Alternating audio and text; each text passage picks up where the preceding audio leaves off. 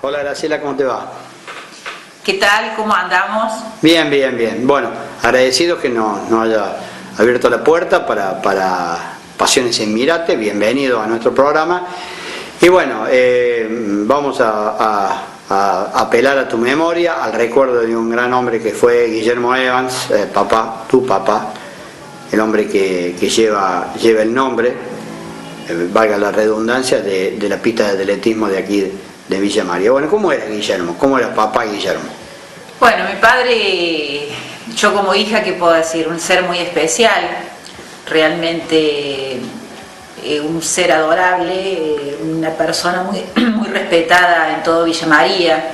Como padre, muy comprensivo, dedicado. Yo siempre lo veía realmente bastante poco también, porque él trabajaba en la fábrica militar, y lógico el resto del tiempo después él daba clase en la escuela del trabajo como profesor, y después lógico su vida dedicada al deporte con sus pupilas que tenía.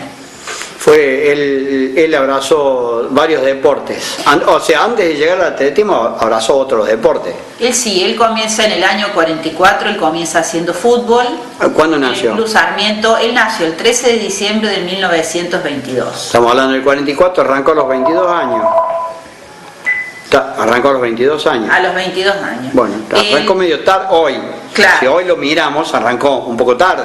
Lógico, pero él antes realmente de comenzar a practicar, él estuvo en la comisión del Club Almagro, él era vocal del club, y ahí donde él comienza, es decir, muy jovencito, pero después comienza ya a practicar, ¿no es cierto?, en el 44 fútbol, básquet, y después se inclina ya a su pasión, que fue el atletismo. Era su pasión, más allá del básquet y del fútbol.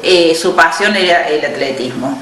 Y bueno, después de los logros, realmente muchos saben, ¿no es cierto?, un poco su historia, que él comenzó practicando en potreros aquí en Villa María, porque no tenía nada. ¿Qué distancia corría él? Él hacía 400 y 800 metros. ¿Esas sus dos especialidades? Fueron sus dos especialidades.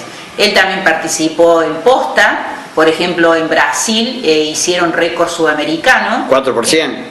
Claro, 4 por 400. 4 por 400. Y tuvieron récord sudamericano antes de ir a Londres.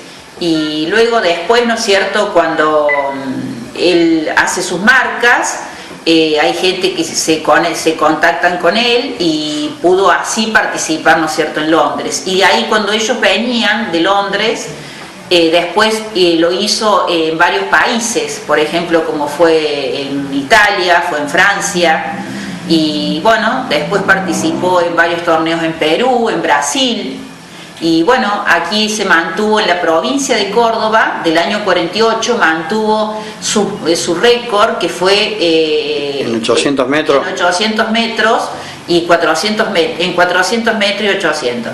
Récord nacional. Récord, claro, fue en la provincia de Córdoba. Ah, provincial.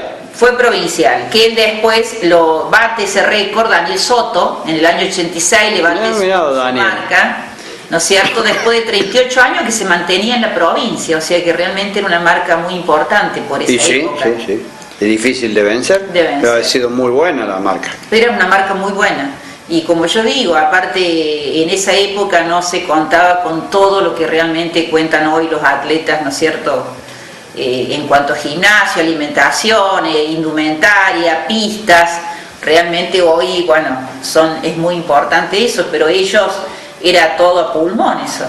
Sí. Y bueno, después él continúa, ¿no es cierto?, como dirigente, siendo presidente de la Asociación de Atletismo de Villa María. ¿Cuántos años fue atleta antes de ser dirigente? Y él fue atleta del año 44, que comienza el 46 más o menos hasta el año 50-51. 7 años. 7 años aproximadamente. Pero en esos 7 años fueron fructíferos para él, ¿no? Fructíferos. Y después, bueno, él ya fue profesor de educación física. Claro. Y después ya cuando entra como profesor, que ya es la parte como dirigente, ya bueno, él forma la Asociación de Atletismo de Villa María, pertenece a la de Córdoba y también a la de Buenos Aires. Hemos filmado porque en determinado momento lo vamos a poner sobre esta charla, un diploma que le dieron. El galardón, ese es el último galardón que él recibe, que realmente él lo supo en vida como caballero del deporte. Es realmente, ¿no es cierto?, un galardón de que a nivel, cada 10 años se hace a nivel sudamericano, y ese año, en el año 80, se hacía en Brasil. Y Argentina, es decir, a él le dicen de que tiene que presentar un currículum que podía ser elegido. En ese momento estaba como dirigente por toda su trayectoria realizada, y dentro de los 10 quedan 5 personas, en donde allá en Brasil es destacado como caballero del deporte. Vale. Y bueno, él se entera de esto, lo sabe en vida, pero realmente el diploma y la medalla no la pudo ver porque él fallece en noviembre del año 81, y eso había sido realizado en Brasil en agosto, pero recién le traen las cosas, ¿no es cierto?, un tiempo después.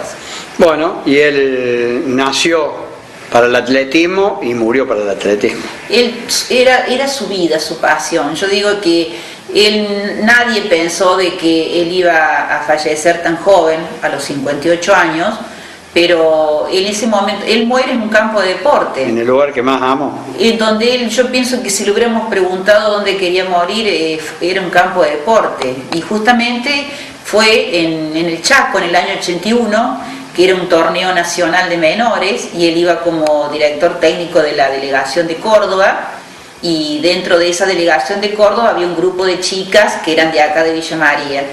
Y bueno, estaban corriendo la posta, que era la prueba final, y él, por alentar a una de sus pupilas que iban participando, ¿no es cierto?, él cae. Realmente por alentarlas, la emoción, él tenía un bypass de hace un año anterior, no tenía que estar todavía ¿no es cierto?, ni sufriendo el calor ni la humedad de ese lugar de nuestro país, que en verano es muy bravo. Él no decía que no, y no. Seguía, y bueno, él falleció ahí en un campo de deporte. Bueno, Graciela, te agradecemos mucho haber hecho esta charla con vos, y bueno, en algún otro momento lo volveremos a encontrar. Bueno, muchísimas gracias, Ricardo, y cuando quieran, estamos a disposición.